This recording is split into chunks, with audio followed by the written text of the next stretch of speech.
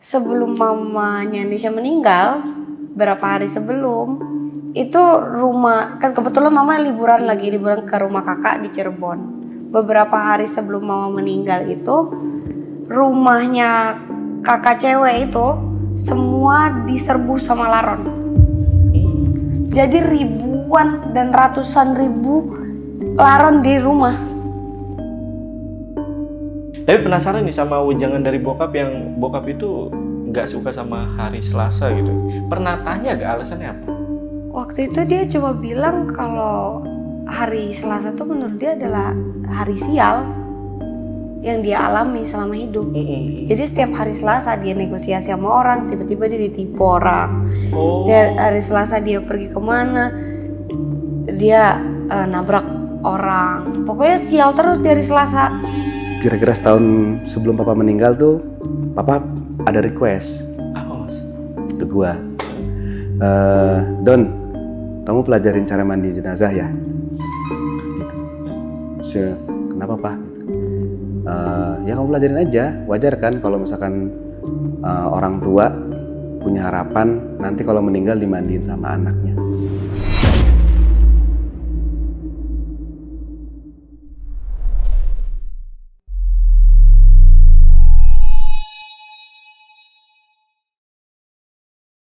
Halo semuanya, kembali lagi di Lentera Malam bareng gue Jamal. Guys, gue saranin buat kalian jangan pernah keluar malam pada saat malam satu suro. Karena ada satu makhluk yang bernama Sengkolo yang akan menghantui kalian kalau kalian keluar di malam satu suro.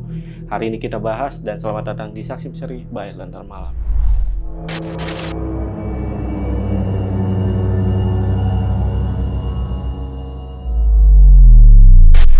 Oke guys, di sini udah ada bintang tamu yang sangat-sangat spesial ini. Ada dua orang narasumbernya atau bintang tamunya. Kita sapa dulu aja, di sini udah ada Mas Doni Alamsyah dan juga Kak Nesya.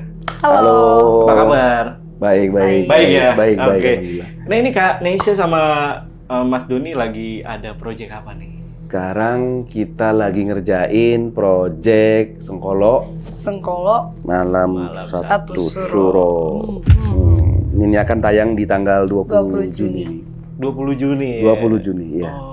Oke. Sebelum masuk ke cerita tentang Sengkolo ataupun pengalaman mistis dari Mas Doni sama Kak Nesya ini, aku pengen nanya nih Mas. Mas Doni ini kan sebelumnya biasanya itu syuting action ya? Iya. Nah ini horor, ini ada tantangan tersendiri kan Mas? Tantangan ada ya, karena sebelumnya kan emang belum pernah ngerasain genre horor. First time? Ada sebelumnya, jadi persis sebelum film Sengkolo itu ada film genrenya mungkin horor ya, tapi sebenarnya kalau kita ngejalanin dan ngobrol sama makernya, kayaknya itu lebih ada thrillernya sebenarnya, bukan totally horor ya, tapi yang benar-benar ngerasain horor tuh benar-benar ada makhluk menyeramkannya, ada treatment suspense-nya, itu baru di Sengkolo ini. Baru di Sengkolo. Baru di sini. Nah itu jadi tantangan tersendiri buat gua. Karena ternyata kalau kita bermain di genre horor itu bukan cuma sekedar interaksi antar karakter ya, tapi ternyata kita harus mainin pacing dan tempo dan imajinasi tentang suatu makhluk yang kita nggak pernah kita temuin. Iya. Oke, itu tantangannya lah. Tantangannya ya, tantangannya. Nah, Mas Doni ini tahu ya beberapa ritual tentang seorang pemandi jenazah gitu ya? Ya, dulu sebelum papa meninggal, kira-kira setahun sebelum papa meninggal tuh, papa ada request. Apa Mas? Ke gua. Don, kamu pelajarin cara mandi jenazah ya? Gitu. Kenapa pak? Gitu. Ya kamu pelajarin aja. Wajar kan kalau misalkan orang tua punya harapan nanti kalau meninggal dimandiin sama anaknya. Papa kok ngomong gitu? Iya, akhirnya gue pelajarin. Oh berarti emang sebelumnya udah tahu lah ya basicnya gitu? Iya basicnya. Jadi emang tata caranya, urutannya segala macam itu emang gue pelajarin. Emang niat gue adalah ya udah kalau misalkan papa punya request seperti itu, gue jalanin gitu. Tapi mau pas dilaksanain Mas? Ternyata enggak. Jadi pada saat gue lagi syuting, saat itu tuh gue mau berangkat ke Jogja ya, itu beratnya minta ampun, berat banget gue. Feeling lah ya. Ya pamit sama bokap gue tuh, gue yang udah gue meluk sampai 4 kali, meluk, Doni pergi ya Pak gitu. Biasanya kan ya udahlah gitu ya, cuman yang bokap gue kenapa kayaknya udah, tau kan kalau badan tuh biasanya kan tegap gitu kan, tiba-tiba udah begini gitu, badannya tuh udah layu gitu. Ini bokap gue kenapa kayak begini ya? Sudah datang lagi, Pak peluk Pak gitu, peluk gitu. Papa kenapa sih kok kayaknya berat banget tinggalin Papa ya gitu. Ngomong gue kalau gue sayang sama dia segala macem. Terus udah peluk nyokap gitu kan. Kalau nyokap sih cuma sekali gitu waktu itu. Terus Pak jalan dulu ya Pak ya gitu. Di pagar terus yang ngeliatin keluar, terus yang ngeliatin bokap lagi, terus yang Pak boleh peluk lagi ya Pak gitu. Peluk lagi. Kenapa berat banget ya gitu. Bokap gue tuh karena dia udah mulai agak ini tuh palanya tuh di badan gue gini. Kenapa sih Papa sehat kan ya gitu. Sehat. Kenapa Mang? Nggak apa-apa Papa. Ya cuman kenapa ya berat banget ya ninggalin Papa ya gitu. Akhirnya setelah 4 kali pamit, gue yang entah kenapa gue tuh bisa, mata gue berair saat itu gue ngeliatin bokap gue. Ada apa ya gitu. Akhirnya gue pergi ke Jogja. Syuting baru 3 hari 4 hari ya. Dapat kabar pas mau berangkat syuting, Papa masuk rumah sakit. Gue yang wah udah nggak beres nih. Gue langsung hubungin, kayaknya gue nggak akan syuting nih hari ini nih gitu. Pas gue mau siap-siap packing, gue dapat kabar bokap gue udah nggak ada. Tapi kan gue nggak bisa mandiin dia kan, karena untuk naik pesawat dan segala macam pasti itu harus segera diurusin kan. Akhirnya adik-adik gue sama manajer gue, tetangga-tetangga yang mandiin bokap gue. Gitu. Tapi sempat ada request itu ya Mas? Ada request ya. Dan sempat dipelajarin tuh ya? Pelajarin. Ya alhamdulillah, tapi ternyata dipakai di film ini. Dan emang nggak jauh beda itu? Iya, nggak jauh beda. Kita kan discuss juga sama sutradaranya Mas Ani kan. Mas Ani kalau yang gue tahu nih, mandiin jenazah kayak gini nih gitu. Dan emang akhirnya ditangkep tuh, detail sama Bang Ojan, DOP-nya. Itu dibikinnya keren banget. Bagus. Indah sekaligus mistis ya gitu. Dibikin karena kita berhubungan sama mayat nih gitu. Mayat di close up gimana sih? Iya. Ini ada mayat di close up nih, tapi kita perlakuin dengan perpisahan terakhir kayak gitu. Iya.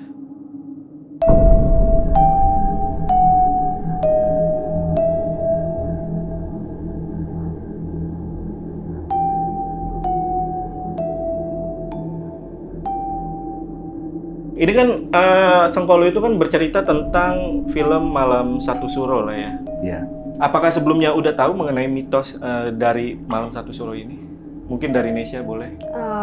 Malam Satu Suro ini katanya malam dimana adanya makhluk gaib atau makhluk halus yang hadir pada malam itu. Jadi kita tuh nggak boleh keluar, nggak boleh beraktivitas di luar rumah. Betul. Dan ya takutnya nanti akan ada kesialan kan. Tapi ya kan tergantung sama orangnya juga. Kalau imannya kuat dan sebagainya ya mungkin dia nggak akan mendapatkan Sengkolo pada saat Malam Satu Suro itu. Jadi Sengkolo itu kayak sebuah makhluk gitu ya? Kalau Sengkolo tuh lebih ke kejadian ya, sebuah kesialan kayak gitu. Kesialan ya. Kalau di masyarakat kita kan banyak hal-hal yang terjadi di masyarakat kita kan, ada hal yang tabu, ada hal yang ada kegiatan buang sial kayak gitu-gitu kan di masyarakat kita ya.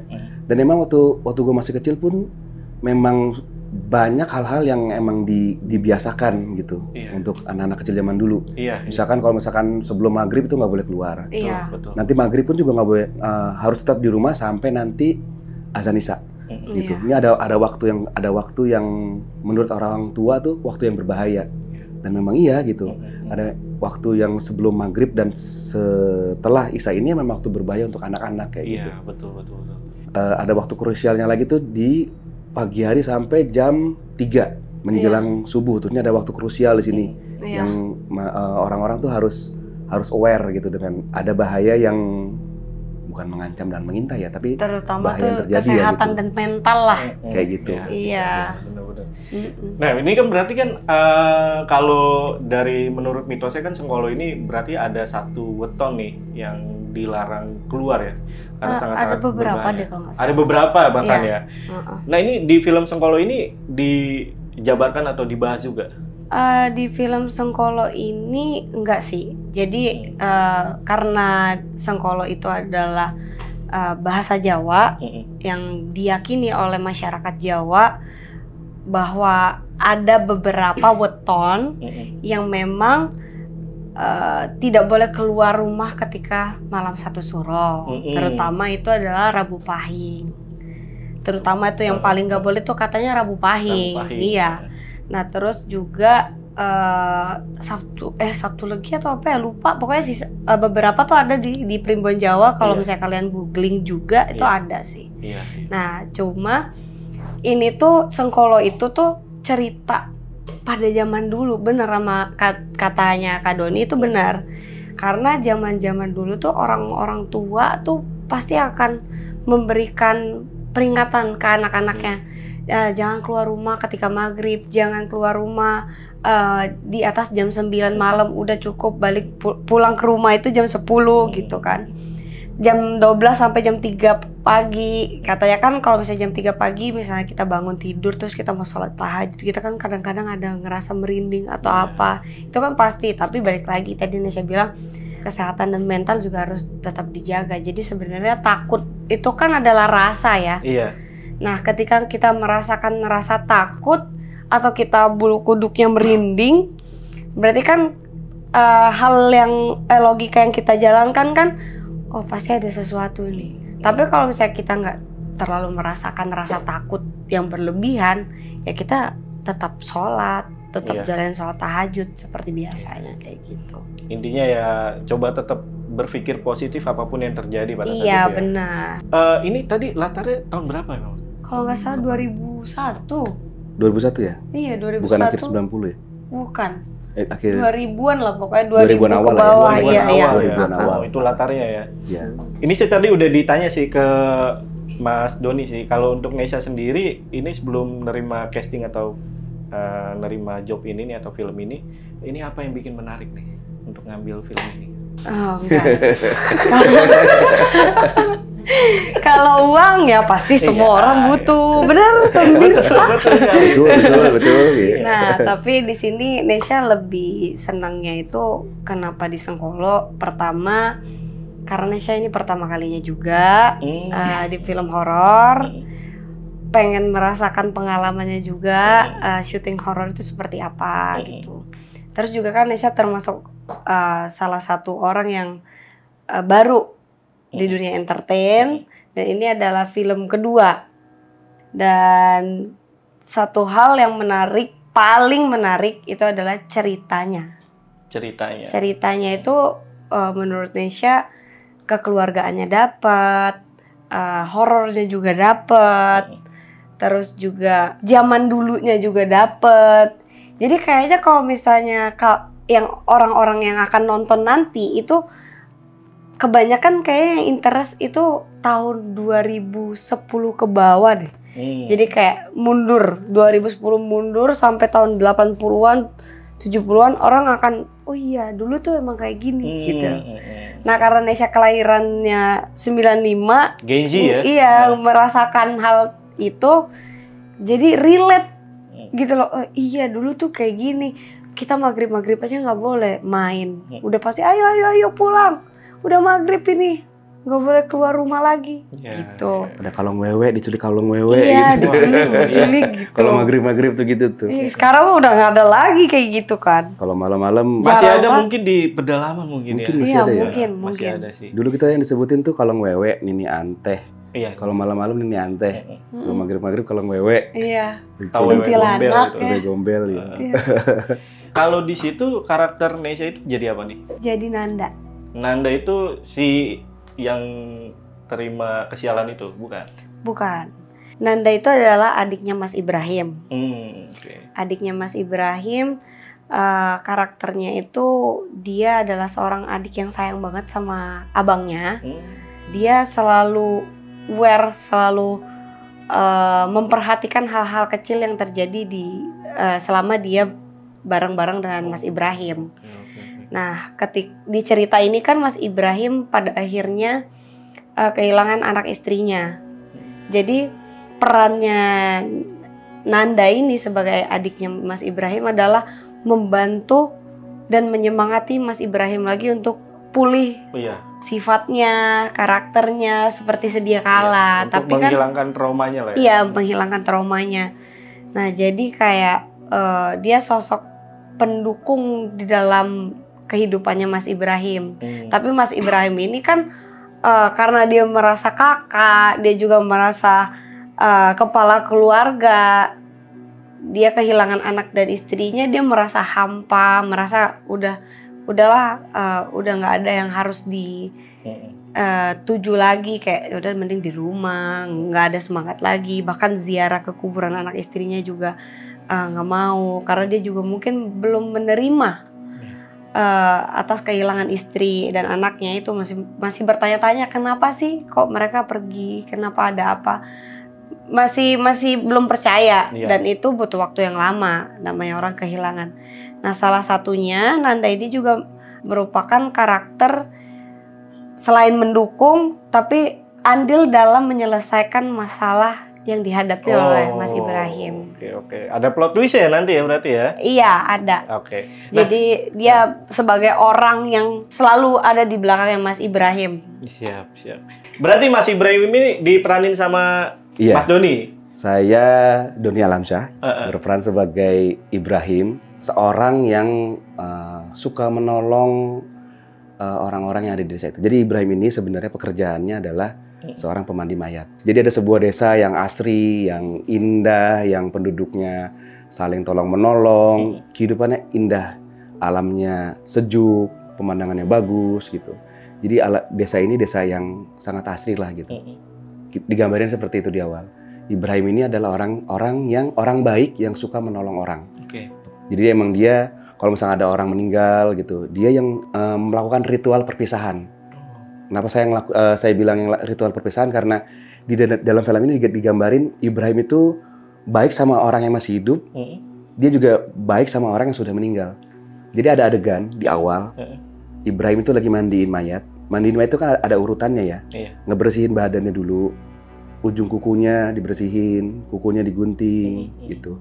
Kalau kumisnya terlalu panjang dicukurin, rambutnya dirapihin gitu. Misalkan ada ya pokoknya semuanya dibersihin lah. Misalkan bulu ketiaknya itu panjang digunting sama Ibrahim gitu. Benar-benar diperlakukan sangat baik. Karena ini adalah menurut Ibrahim ini adalah perlakuan baik terakhir yang bisa dia lakuin untuk orang yang sudah meninggal. Jadi pada saat mayatnya dimandiin diajak ngobrol gitu. Bapak ini orangnya baik ya gitu. Tetangga bapak si Ibu Minah ini cerita terus sama bapak, dia merasa kehilangan karena bapak tuh suka kirim masakan ke Ibu Minah. Anak bapak juga sedih, tapi anak bapak nih udah ikhlas, udah ngedoain bapak. Diajak ngobrol gitu si mayatnya ini sembari dibersihin gitu. Setelah dibersihin, dibuang kotorannya, perutnya gitu. Ini adegannya dibuat indah tapi agak mistis gitu. Karena ini mayat yang di depan gua nih. Dibuang kotorannya gitu, dibuang kotoran segala macam, dimandiin. Pertama kan diwuduin dulu. Abis dibersihkan badannya, itu diwuduin. Setelah diwuduin, dimandiin. Dan ini emang ditangkapnya keren banget sih. Gue ngeliat gambarnya keren banget. Gitu. Jadi ada kayak gue lagi gunting kuku, itu kayak di close up gitu kukunya. Gue gosok gigi mayat, diangkat mulutnya, sembari gue ajak ngobrol, gue sikat gigi, itu ditangkap sama kamera gitu. Dibikin keren banget gitu. Detail. Jadi emang detail gitu gambarnya itu.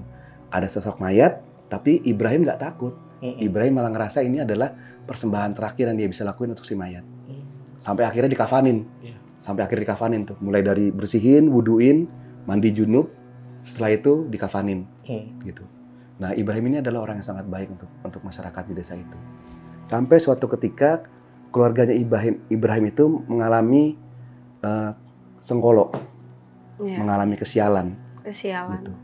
Jadi pada saat suatu malam Ibrahim, istrinya dan anaknya tidur satu kasur gitu ya, biasa keluarga kecil, rumah kecil, tidur bareng. Tiba-tiba istrinya dan anaknya bangun dalam keadaan matanya kosong. Mereka jalan gitu. Suasananya banyak petir, mau hujan, angin kencang gitu.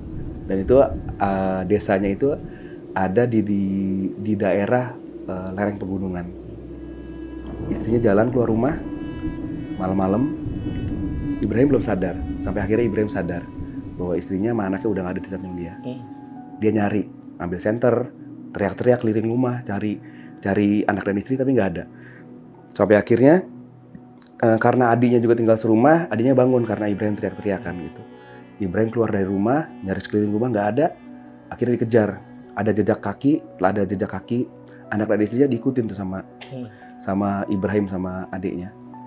Dan diikutin, ngelewatin hutan, gitu. Hutannya berkabut, gelap, pohon rimbun, sampai akhirnya anak dan istrinya ada di pinggir jurang.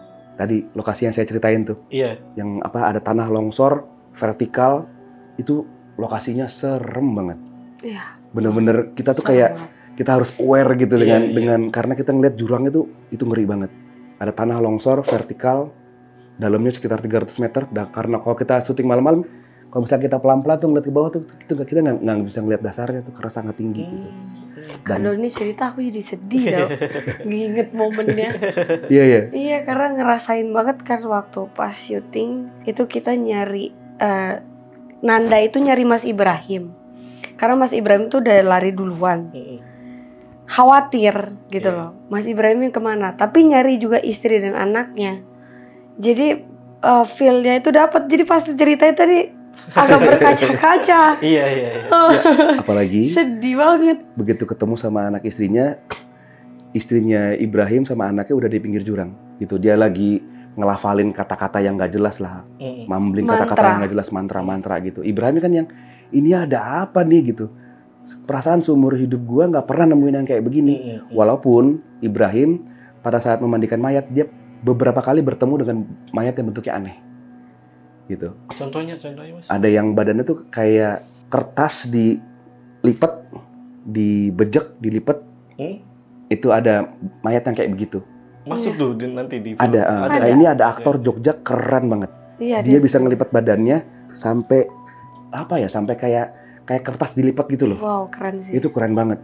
Jadi diurusin sama Ibrahim sampai akhirnya kekuatan jahatnya keluar dari badannya kayak nguntahin cairan hitam kayak gitu. Baru tuh setelah keluar cairan hitamnya baru mayatnya bisa dilurusin. Itu udah beberapa kali lah Ibrahim alamin kejadian mayat orang-orang yang pasang susuk, yang pasang pesugihan dan segala macam, bentuknya aneh. Tapi kalau orang-orang yang baik, mayatnya baik. Orang-orang yang bersih ya, orang yang kotor, itu mayatnya pun bentuknya aneh lah. Dan itu beberapa kali lah ada lah digambarin. Nah, tapi kejadian istrinya seperti ini dan Ibrahim belum pernah lihat. Akhirnya dipanggil kan, "Nak, istriku, jangan di situ, itu bahaya. Itu ada jurang di situ." Gitu. Begitu dipanggil, anak istrinya tetap di pinggir jurang. Akhirnya setelah beberapa kali dipanggil sama Ibrahim, istrinya nengok, sama anaknya nengok gitu, nengok barengan dua-duanya gitu, berbarengan. Tapi nengoknya kalau kita bareng gini, nengoknya sampai segini kan. Nah itu kayak ada kekuatan yang narik lehernya terus melebihin batas toleransi manusia bisa nengok sampai bunyi krak gitu. Ibrahimnya kan kaget ya, mati nih anak istri gue nih gitu. Begitu nengok itu palanya udah patah gitu, dia ngomongnya muka yang dia sama Ibrahim tuh bukan muka anak istrinya lagi, udah keadaan sangat mengerikan lah. Bentuknya, suaranya, fisiknya, semuanya udah beda, udah bukan anak istrinya lagi. Ibrahim kan kaget tuh dengan keadaan seperti ini. Anak istri jatuh ke jurang itu, jatuh ke bawah gitu. Nah, karena kejadian seperti itu, Ibrahim ngerasa bahwa dia selama ini berbuat baik sama orang. Selama ini dia menolong orang. Selama ini ada bahkan mayat-mayat yang bentuknya aneh pun ditolong sama dia gitu. Kok Tuhan nggak adil ya gitu dengan kehidupan Ibrahim ya? Kenapa pada saat Ibrahim baik nggak ada pertolongan sama sekali terhadap anak istrinya? Di saat itulah Ibrahim ngerasa dikhianatin sama Tuhan. Nah, mulai titik itu Ibrahim udah ngerasa dikhianatin sama Tuhan, dan dia udah nggak mau nolong orang lagi, dia nggak mau interaksi sama orang lagi, dia ngerasa dikhianatin sama Tuhan yang dia percaya, akhirnya tinggal di rumah aja. Nah, adiknya inilah yang selalu ngingetin dia untuk tetap berbuat baik, tetap keluar dari rumah, tetap berinteraksi gitu. Sementara Ibrahim udah putus, udah nggak percaya lagi terhadap semua kebaikan. Itu tuh ya, menarik banget tuh untuk cerita awal mula dari cerita Sengkolo ini. Iya. Oh, itu latar belakangnya tuh ya. Iya. Iya. Dan kenapa disebut Sengkolo? Karena di film ini sebenarnya banyak kejadian-kejadian yang menggambarkan kesialan-kesialan yang dialami sama masyarakat di desa itu. Karena di trailer kan hanya menunjukkan Beberapa. Iya. Aku juga udah nonton sih. Jadi mungkin spekulasi orang-orang yang nonton juga akan berbeda dong, karena kan hanya sebatas potongan-potongan. Nah, di sini juga perannya sebagai Nanda itu dia selalu mendapatkan petunjuk, petunjuk yang mengarahkan untuk kita juga Nanda dan Mas Ibrahim mengetahui sebenarnya anak istrinya ini meninggalnya tuh karena apa, gitu loh. Jadi ada beberapa petunjuk-petunjuk, makanya di trailer itu ada scene Nanda lagi sholat dan ada makhluk yang ngasih tahu mereka akan datang dan itu adalah petunjuk sebenarnya. Dan bukan konotasinya kan bukan untuk menakutkan ketika sholat. Tapi konotasinya adalah Nanda selalu diberikan petunjuk-petunjuk yang Mas Ibrahim pun nggak pernah ngerasain itu semenjak kehilangan anak dan istrinya. Jadi Mas Ibrahim itu juga nggak pernah percaya sama Nanda. Nanda itu dikasih petunjuk A, B, C, D tuh Mas Ibrahim kayak nggak mungkin gitu loh. Kayak selalu mengabaikan, selalu cuek, selalu kayak ya udahlah nanti disuruh ziarah ke kuburan karena udah nggak peduli. Iya, udah nggak peduli. Jadi hidupnya sehari-hari ngerokok, minum teh gitu doang. Depresi banget. Udah nggak peduli dengan keadaan sekelilingnya, bahkan sama dirinya sendiri. Warga minta tolong, banyaknya ngomongnya sama Nanda, coba untuk kasih tahu Mas Ibrahim. Ya Nandanya juga sebagai adik yang sangat menghormati abangnya juga pelan-pelan juga ngasih taunya, karena dia tahu kan bahwa abangnya ini juga sedang merasakan sakit yang luar biasa yang dia juga belum bisa keluarkan karena dia masih ada teka-teki di kepalanya Mas Ibrahim. Kenapa dan kenapa? Iya. Menarik sih. Penasaran jadinya. Nah, biasanya nih kalau syuting film horor kan pasti ada aja nih kejadian-kejadian horor nih. Nah, ini dari Mas Doni ada gak kejadian horor, Mas? Nesia banyak sih ceritanya sih, jangan gue. Iya, ini Nesia makanya banyak ceritanya nih. Aku tanyain terakhir ini. Peran Mas Ibrahim sih yang lebih ke horor. Tapi kalau pas di syuting itu nggak ada, Mas Doni? Nggak ada sih. Nggak ada ya? Semuanya baik-baik aja semuanya. Malah kalau yang gua alamin justru banyak kejadian lucu dan menyenangkan sama teman-teman. Di lokasi syuting ya? Di lokasi syuting ya. Oke. Nah ini Nesia nih yang banyak nih. Ya, kan? Kita pesan ngopi bareng, duduk bareng, ngobrol-ngobrol bareng. Jadi kayak walaupun di tengah suasana horor loh. Iya. Jadi ngebayangin syutingnya bukan syuting kayak begini ya. Ini kita di atas gunung, ada 2 lokasi. Lokasi pertama itu di daerah hutan, jauh dari perkotaan. Iya, sinyalnya juga. Tanahnya tanah yang tanah merah tapi banyak batu karangnya. Oke, terus rumah itu dipisahin sama benteng-benteng batu. Pohon-pohon jati tinggi tapi sudah meranggas, ya. Jadi kayak pohon-pohon yang udah kering gitu. Udara dingin. Kalau udah lewat maghrib itu udah sepi semuanya. Iya. Suasananya kayak begitu. Tapi yang kita rasain, kalau buat gua itu malah menyenangkan karena kita bersama teman-teman. Lokasi kedua itu di atas gunung Kaliurang. Iya. Suhunya 18 derajat. Setiap hari itu mulai dari jam 3 udah turun kabut. Pandangan kita cuma 100 meter. Setelah itu lebih dari 100 meter itu kabut semua. Jadi benar-benar temaram, hujan rintik-rintik gitu. Suasananya sih horor banget. Tapi entah kenapa bersama gue bareng teman-teman itu semuanya walaupun ya bentuknya tuh udah kayak ada yang pocong lah, ada yang kuntilanak, ada yang mayat hidup lah gitu. Nongkrong bareng setan gitu, cuma lucu gitu. Nah, Nesia nih gimana nih? Banyak nih. Gue pembukaan aja untuk menggambarkan suasananya. Udah kebayang tuh duluan tuh suasananya tuh. Sebenarnya kalau dari segi suasana sangat menyenangkan ya syuting horor ini, jadi nggak ada takut sama sekali. Cuma kan memang Nesya itu peka kalau ada hal-hal yang nggak enak, yang bikin berinding dan lain itu peka. Tapi emang basicnya Nesya itu sama sekali nggak merasakan takut. Nah, tapi ada momen dimana ngerasain takut itu tuh setiap kali malam Selasa. Malam Selasa? Yes. Nah, nggak tahu kenapa setiap malam Selasa itu pasti ngerasain adalah takut lah dikit-dikit gitu. Dan memang kepercayaan dari mama papa, dulu tuh papa tuh sering banget ngomong papa nggak mau berurusan sama apapun, negosiasi sama siapapun dengan orang, dan papa nggak mau keluar rumah atau apalah kalau hari Selasa. Dia bilang gitu. Oh, pernah ada gitu? Iya, papanya Nesya itu almarhum, itu bener-bener anti hari Selasa. Dan itu tuh turun ke Nesya. Jadi kalau Nesya takutnya di malam Selasa.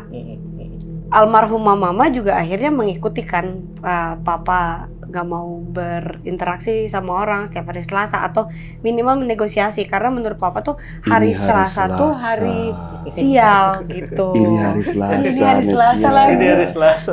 Jauh-jauh. Nah, semalam pun karena malam Selasa tidur tuh jadi gelisah. Terus adalah merinding-merinding dikit, dan setiap malam Selasa kayak gitu. Dan orang-orang terdekat Nesya tuh tahu kalau Nesya tuh selalu takut hari itu, hari malam Selasa itu. Udah nih, nah ini kita cerita syuting ya. Syuting itu karena ini adalah film pertama kalinya horor, genre horor Nesya. Jadi hari pertama itu syuting kita nyampe ke Jogja nih, 1 hari sebelum. Nyampe ke Jogja, kita udah nyampe di hotel, taruh barang dan lain-lain. Udah tuh ngobrol juga sempat sama teman-teman. Abis itu kita pergi kalau nggak salah nongkrong, balik jam 9-an, jam 10-an. Udah, kirain bisa tidur. Biasanya kan Nesya tuh selalu baca skrip kan, sebelum tidur tuh baca. Jadi besok tuh tinggal take aja, udah nggak perlu lagi kayak ngafalin atau apa, baca. Nah udah tuh sampailah jam 5:30 pagi, nggak bisa tidur. Sama sekali nggak bisa tidur. Jadi nggak tahu kenapa, karena itu momen dimana Nesya akan take pagi tuh di kuburan, monolog sendiri di kuburan, istrinya Mas Ibrahim. Kebetulan namanya Aisyah. Jadi Mbak Aisyah ngomong sendiri di kuburan, dan dialognya juga monolognya juga cukup panjang. Dan harus ada nangisnya juga, dan harus dapat juga feel-nya. Jadi ada suatu hal yang mungkin dilema sendiri tuh, besok bisa nggak ya, jadi nggak bisa tidur. Nah pas nyampe ke lokasi besok paginya jam 6:30 tuh udah berangkat, jam 7 tuh udah nyampe. Dan langsung take 15 menit makeup, siap-siap, langsung take. Pas masuk ke kuburannya, permisi dulu kan, saya permisi dulu karena di situ ternyata kuburannya itu adalah kuburan sesepuh kiai yang lama, namanya juga ya sesepuh lah. Terus kuburannya juga yang unik, dan setiap nisannya itu bentuknya juga bentuk yang unik-unik juga, dan sebelah-sebelahan. Makam zaman dulu lah ya. Iya, makam zaman dulu gitu. Terus ada anak-anak kecil gitu kan. Nah pas momen take, feel pertama, kedua, ketiga itu sangat sedih, tapi belum keluar feel-nya gitu loh. Nah pas take keempat, kelima, keenam udah mulai dikit-dikit keluar. Feel-nya tuh ngerasa ini beneran nih, ini kakak gue nih gitu. Kakak gue yang harus gue doain, harus gue ajakin ngobrol, karena gue juga nggak didengerin nih sama kakak gue gitu kan, sama abang gue gitu kan. Jadi kayak ya udahlah, coba keluarin lagi feel-nya. Nah pas take ke-6 tuh 19 kali take, 19 kali. Di momen ke-9 kali apa 8 kali gitu, Nesha izin sama Pak Hani. Pak Hani, Nesha izin sebentar, Nesha mau balik badan, Nesha mau ngeliat suasana.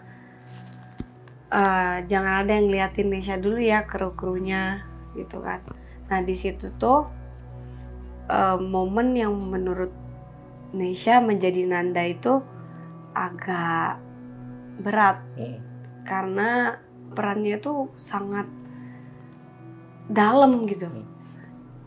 Nah momen yang ngelihat suasana yang bagus, yang indah, terus kita juga semua mendukung, ngeliatin juga.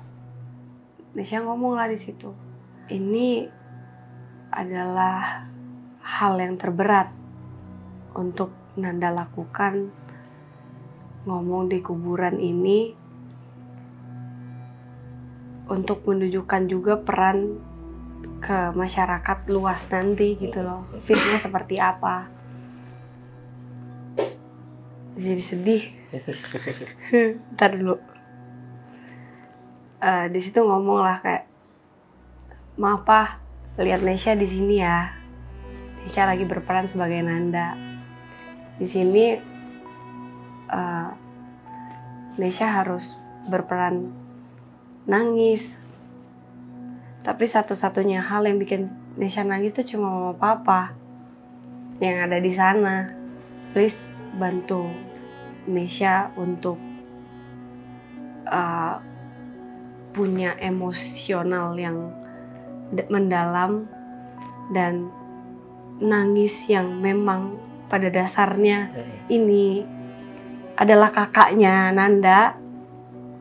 Tolong bantu ya Allah, sambil juga bantu kan, ya Allah bantu juga ya, karena ini pertama kalinya juga nangis di kuburan, dan itu nggak tahu juga kan kuburan siapa. Iya kan, itu nggak tahu kuburan siapa, terus memang ada namanya. Susah banget lah itu, pokoknya susah banget lah untuk memerankan Nanda ketika dia nangis di kuburan untuk kakaknya Aisyah, menyampaikan semua unek-uneknya, dan abis itu udah nggak nyampe 3 menit lah, nggak nyampe 3 menit balik badan langsung pecah nangis, langsung take nangis di situ, bener-bener pecah sampai mungkin udah keluar semua, nggak tahu apa di mulut juga. Oh, ilar keluar. Iya, ilar gue juga keluar saking udah nangisnya. Udah pokoknya dapat yang ke 10, 11, 12 dapat. Nah, yang terakhir udah capek. Iya, udah habis. Iya, udah habis, energinya. udah capek, habis energinya. Tapi itu yang paling susah sih. Tapi emang kalau nangis yang mendalam itu biasanya keluar iler, keluar ingus ya Mas? Iya. Bener banget. Nah, setelah pulang dari situ kan kebetulan lumayan banyak ya scene hari itu, dan malam baru pulang. Nah, pas malam baru pulang udahlah Nesha tidurnya kurang karena tidurnya cuma 1 jam. Nyampe itu pun juga nggak bisa tidur. Gara-gara ada scene take-nya tuh pakai efek angin. Suara yang blower itu, yang kayak gitu. Terus mengingatkan juga belum mandi kan, habis di kuburan belum mandi juga kan. Kita kan biasanya kalau misalnya habis dari kuburan harus mandi wajib lagi, harus membersihkan diri lagi. Itu cuci muka dulu, gulingan dulu, dan udah kengantukan. Nah pas udah ngantuk banget itu menjep mata lah. Pas menjep mata tiba-tiba suara efek angin. Efek angin kayak ada angin beneran di kuping. Sebelah sini suara efek blower. Kebangun kaget, lihat kanan kiri nggak ada siapa-siapa. Terus ada yang jalan di depan pintu kamar.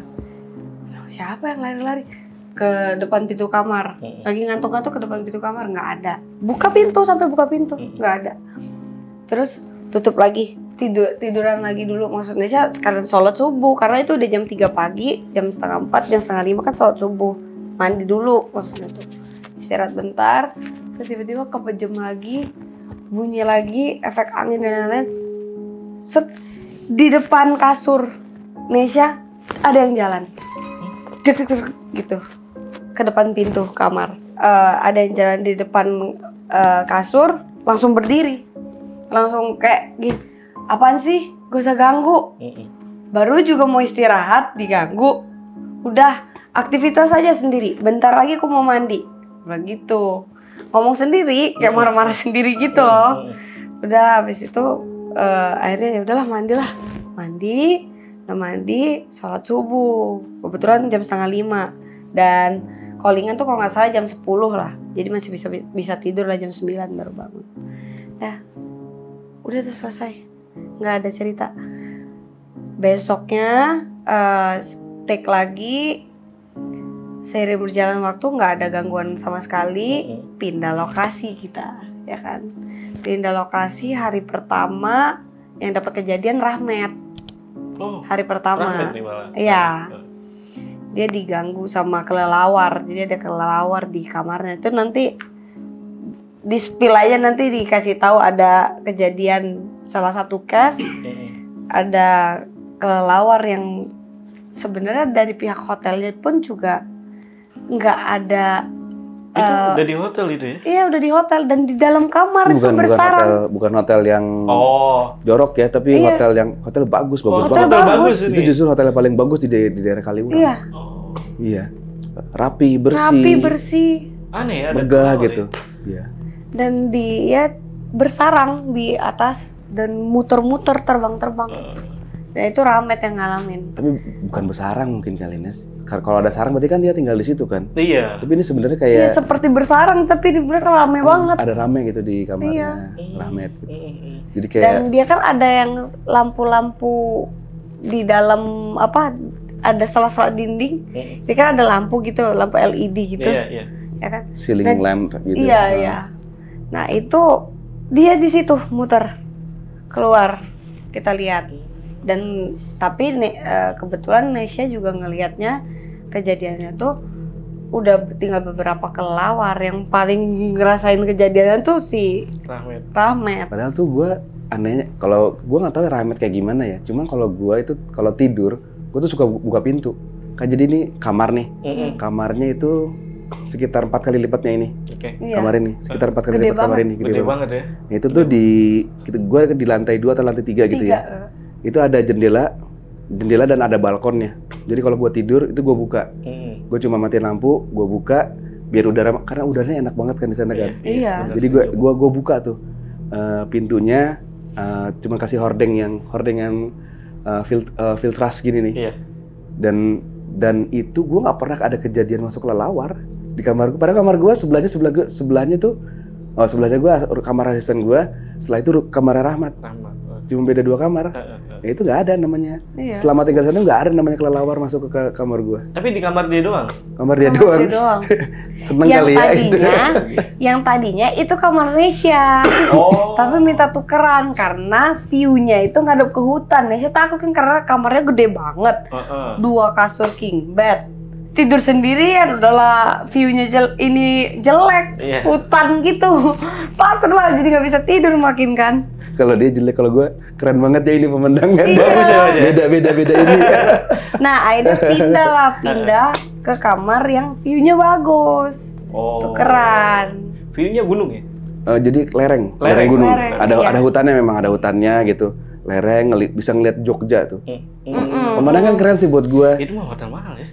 Maksudnya tuh hotel bagus? Hotel bagus dan itu termasuk murah di Kaliurang. Iya. Itu nggak. Namanya juga di Jogja kan pasti agak nggak make sense kalau tapi masih kalau ada kelelawar. untuk jadi sarang kelelawar sih kayaknya nggak mungkin, karena itu tempatnya bersih banget. Iya. Pojok-pojokannya bersih, atasnya gitu. Itu banyak ya Mas? Berapa? Ada berapa? Nggak tahu. 5? Mungkin ada 5 lebih deh. Kalau gua kan ngedengar suara Rahmat teriak-teriak kan udah biasa kan, karena dia bercanda melulu kan. Iya. Pas di kamar tuh, kenapa sih Rahmat ini lagi bercanda apa Kita sih? tadinya juga nyangkain dia gitu. bercanda, tapi ternyata beneran dan ada videonya. Iya. Nah setelah itu besoknya, pokoknya besoknya atau lusanya gitu.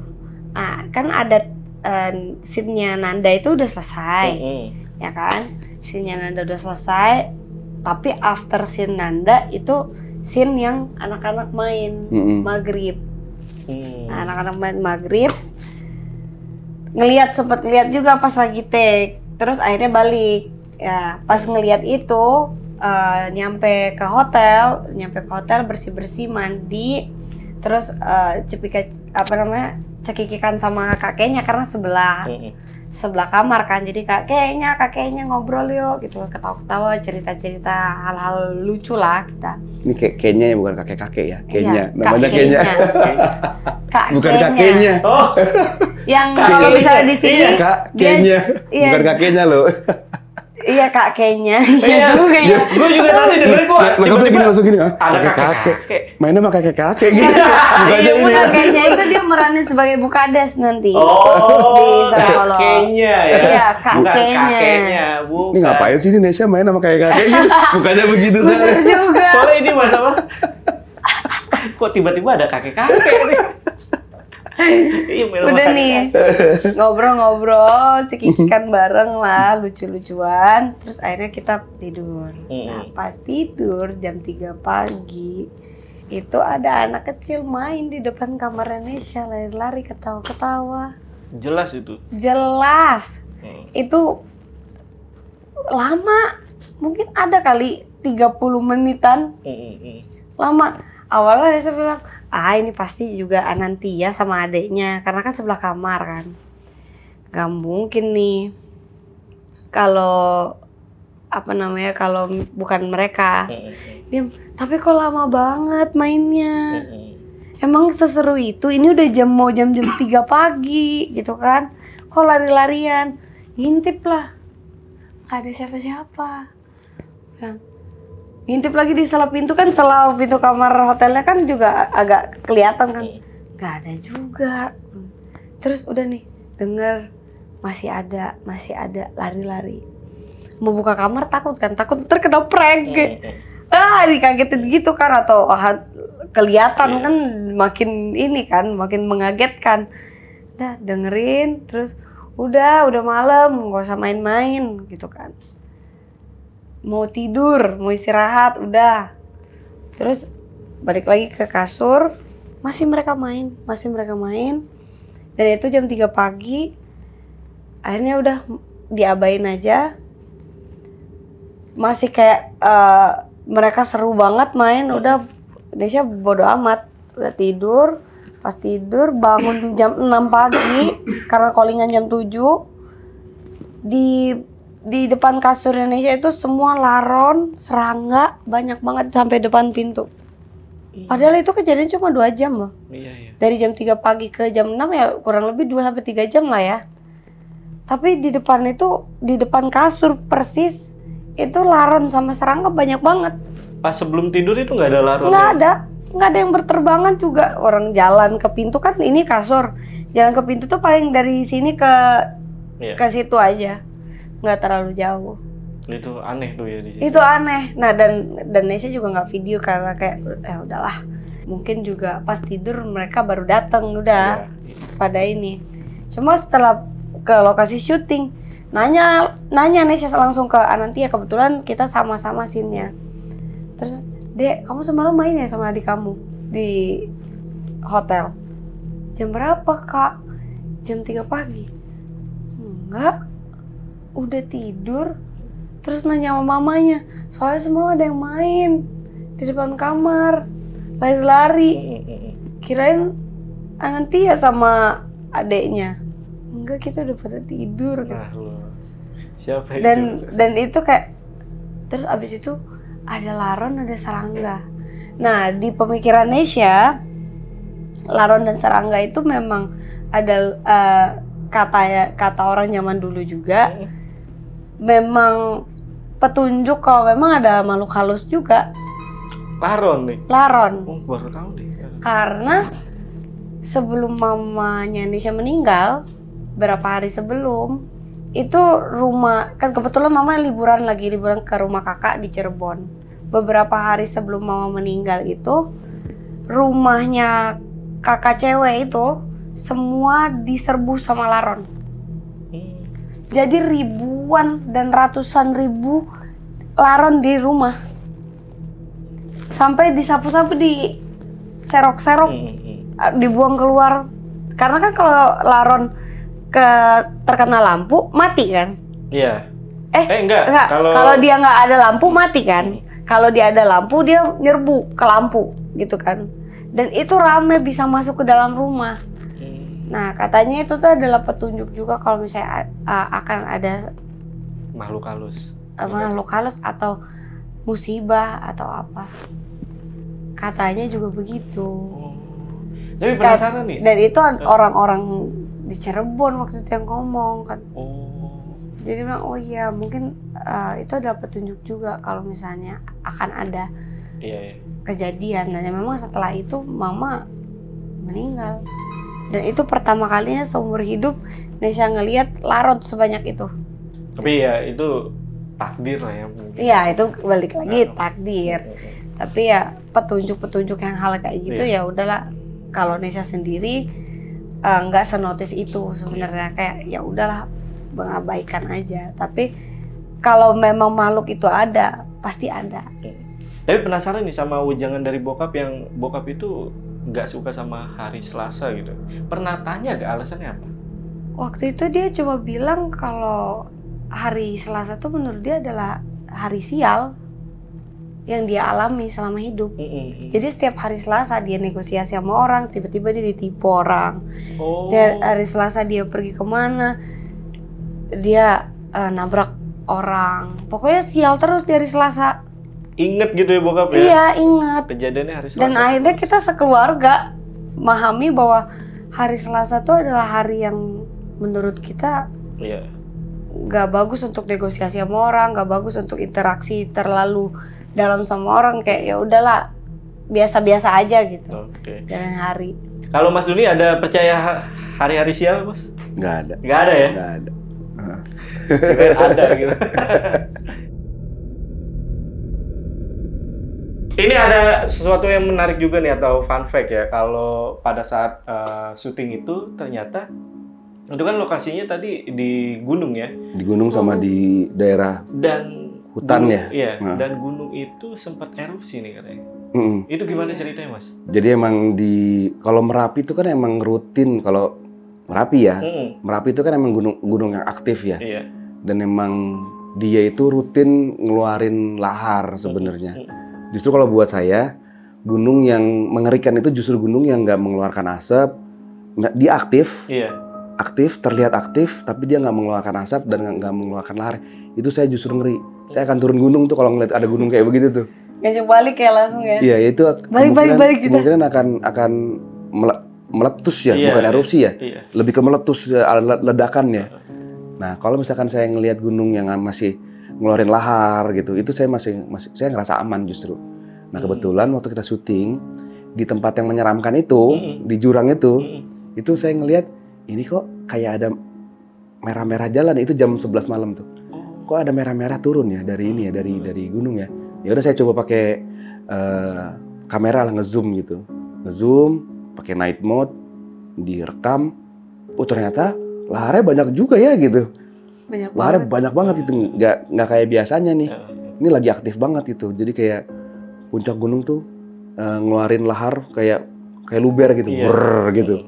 Nah itu berkali-kali tuh di malam itu tuh, gitu. Tapi ya menurut orang-orang orang-orang rangernya pun juga nggak ngasih apa-apa, nggak ngasih pemberitahuan bahaya kan kita kan. Dan yang saya tahu gunung itu akan lebih aman kalau misalkan dia ngeluarin laharnya.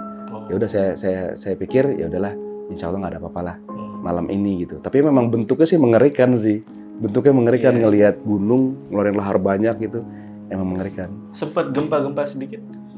Gempa nggak ada. Nggak ada. Keluar aja gitu ya? Ya cuma keluar aja gitu. Ada bongkahan lahar yang gelinding gitu, dung gitu, ke bawah gitu, kelihatan dari HP gitu.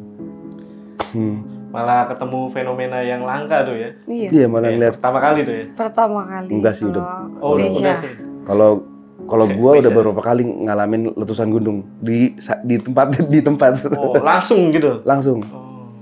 Tahun 82 waktu gue masih kecil itu gue ngerasain kiamat, Gunung Galunggung meletus. Gue ada di kaki Gunung Galunggungnya soalnya.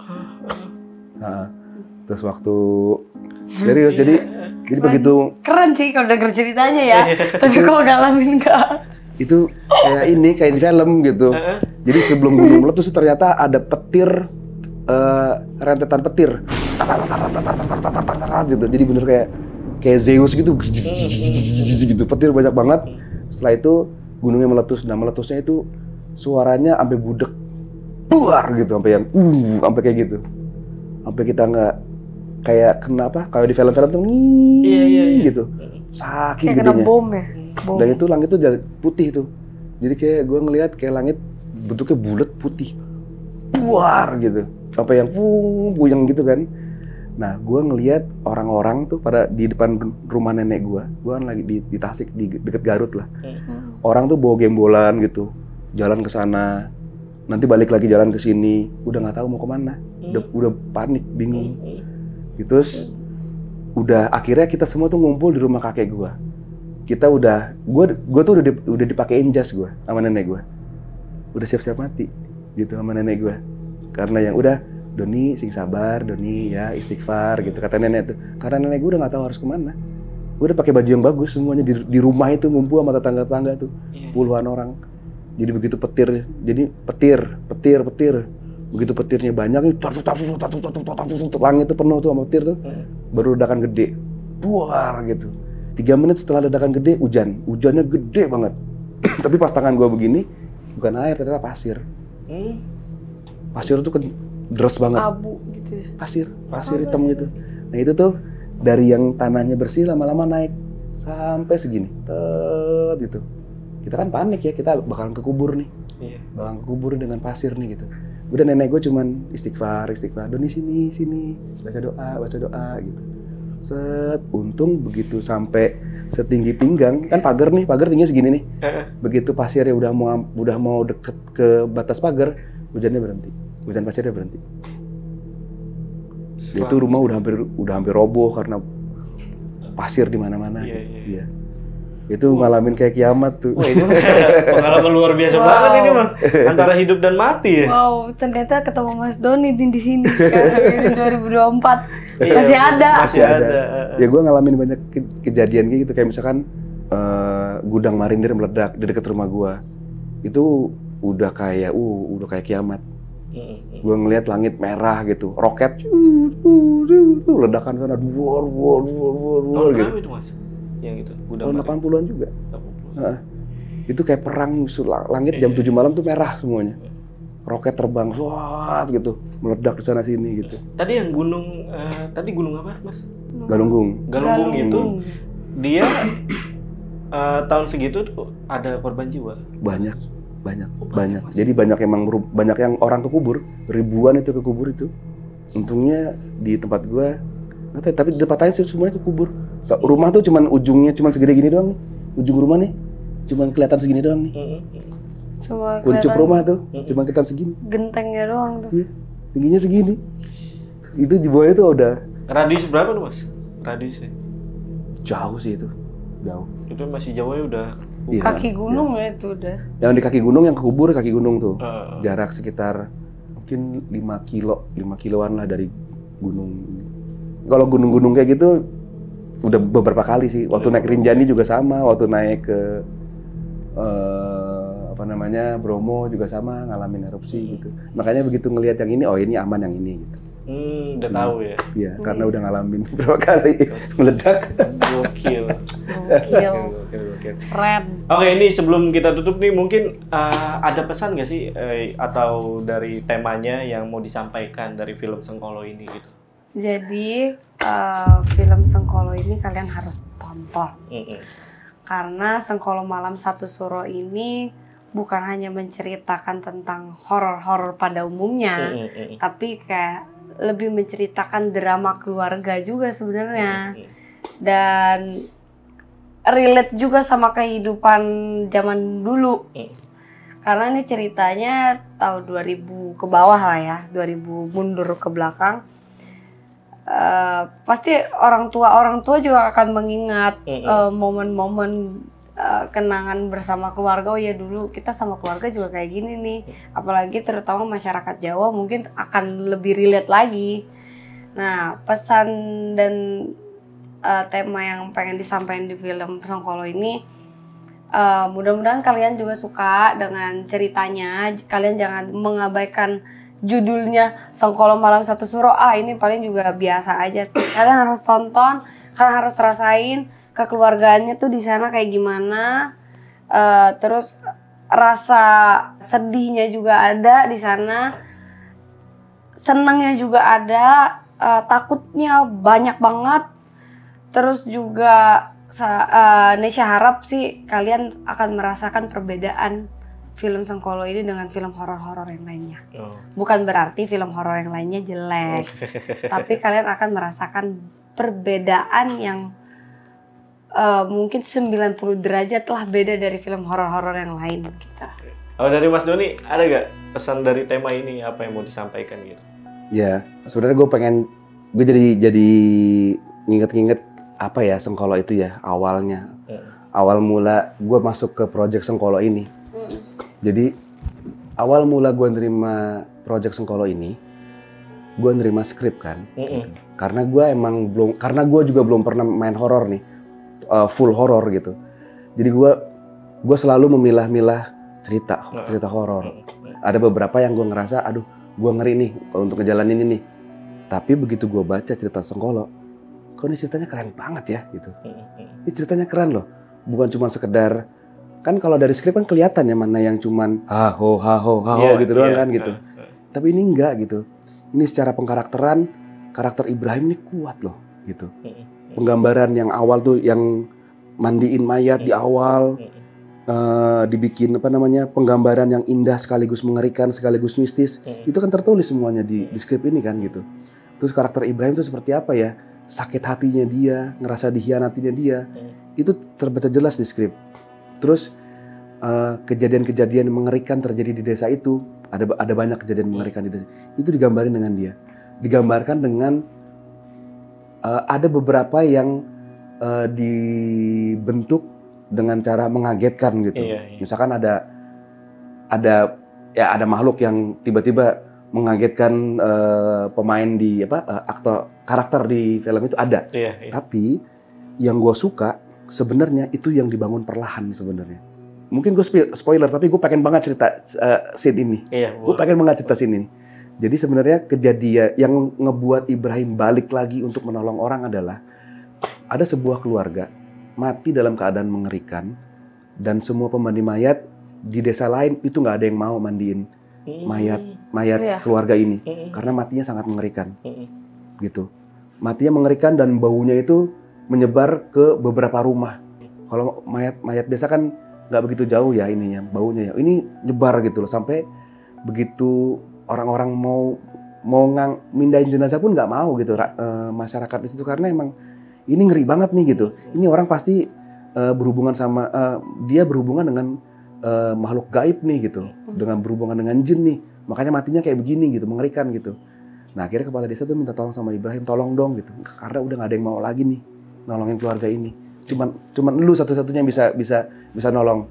Akhirnya dengan dorongan dari adiknya, akhirnya dia datang gitu. Begitu datang, emang baunya tuh emang baru datang ke halamannya udah yang bau banget nih gitu.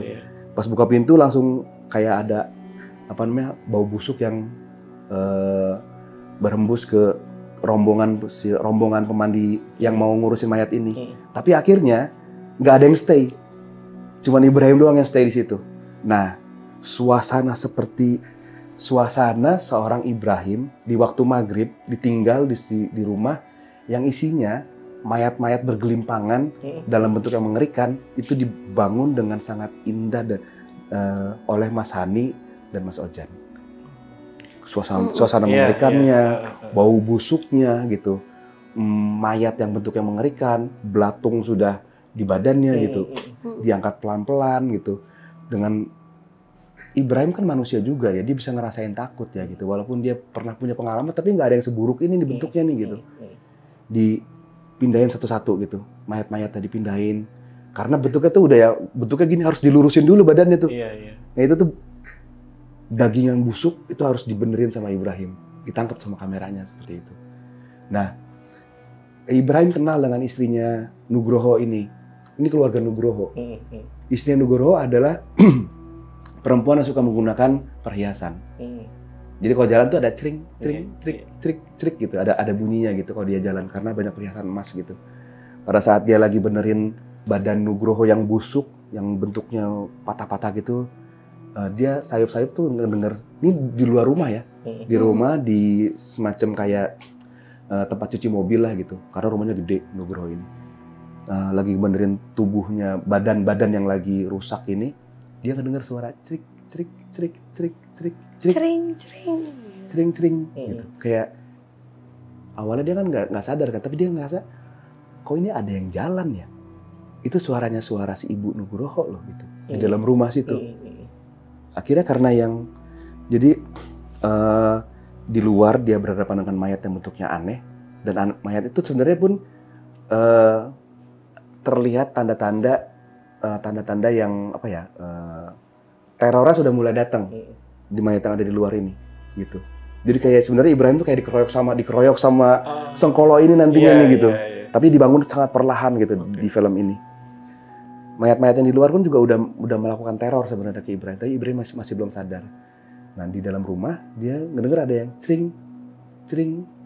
Ibrahim kan yang dia tahu, dia nggak terlalu peduli dengan ada mayat hidup kah, ada setan kah apa nggak. Yang dia tahu adalah kok istrinya Ibrahim ada suaranya ya, jangan-jangan ada apa ya gitu. Nah itu tuh dengan perasaan takutnya dia pelan-pelan masuk ke dalam rumah yang udah gelap, udah bau busuk, udah nggak teratur, udah berantakan. Jalan pelan-pelan lewatin lorong gelap. Di ujung mayat istrinya tuh adanya di ujung halaman ruang tamu. Ibrahim masuk dari belakang. Itu dibangun perlahan-lahan, dia jalan mendekati tempat mayat disimpan. Begitu dia ngelihat tempat mayat disimpan, mayatnya masih ada. Tapi suaranya dari mana? Nah, di situ ada kejadian mengerikan sebenarnya, tapi saya nggak bisa cerita ya, karena takut spoiler terlalu banyak.